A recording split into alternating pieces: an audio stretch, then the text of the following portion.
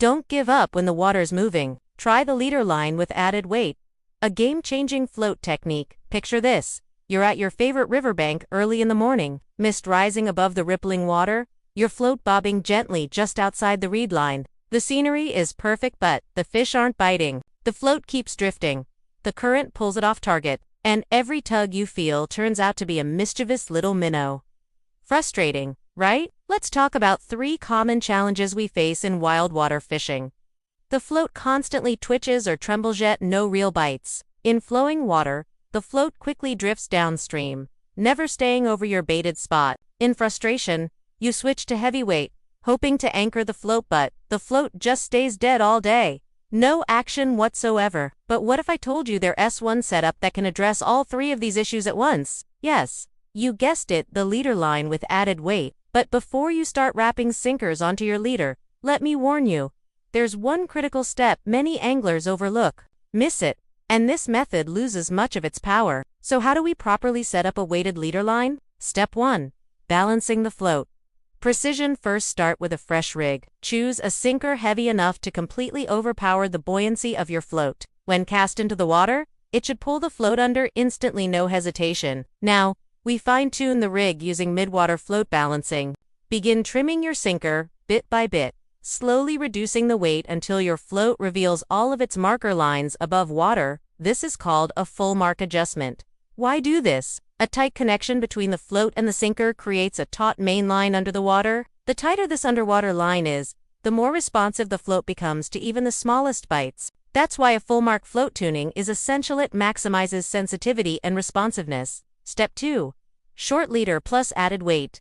Maximum control next. Attach your leader line and add your secondary weight. One golden rule here: keep the total length of the leader under 10 centimeters. The shorter the leader, the more sensitive the setup. You might ask, if I'm already using added weight, why focus on sensitivity? Great question. This method combines the benefits of a sliding weight system and precision bite detection. The added weight helps your bait bypass the upper layers full of nuisance fish like shiners and sink directly to the feeding zone. Meanwhile, it holds the float steady against moderate currents. And because the leader is short and tight, any real nibble sends a clear signal to your float. As for where to place the added weight, above the top hook or below the bottom one, honestly, it doesn't make much difference. Just pick a piece of soft lead and wrap it directly around the leader line. No need for a special weight sleeve or rig. If your leader gets snagged and breaks, simply replace it with a new one and wrap on another bit of lead. Easy and efficient. What's happening below the surface? Let's visualize the setup underwater. The added weight on the leader lies flat against the bottom like a mini anchor, buried slightly in the silt. Above it, the upper part of the leader remains suspended thanks to the tension from the float. When a fish bites and tugs the bait, even slightly, the upper lead tilts or shifts sand. That movement transfers up the tight line to your float. It's extremely sensitive, even to subtle movements. What about current? Won't it mess up the reading? Surprisingly, no. The water flow exerts a gentle and consistent diagonal force. It might shift your rig slightly, but the system remains stable.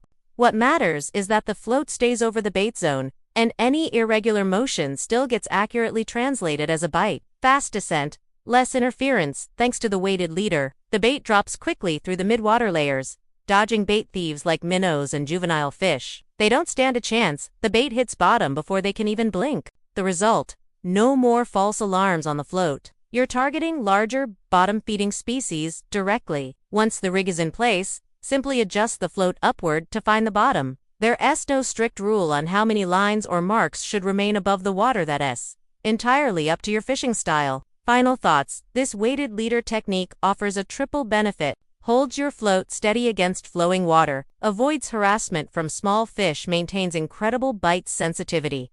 It's a reliable solution for tough conditions and a personal favorite of mine after countless riverside trials. If this helped you, consider liking, following, or sharing the method with your fishing friends. Fishing has no fixed rules, only constant learning, adapting, and sharing. Let's grow together. About the author: I'm an avid angler and fishing content creator who loves sharing practical tips for wild fishing. Follow me for more hands-on techniques, real-world solutions, and stories from the water's edge. Like, save, and subscribe so you won't miss the next update.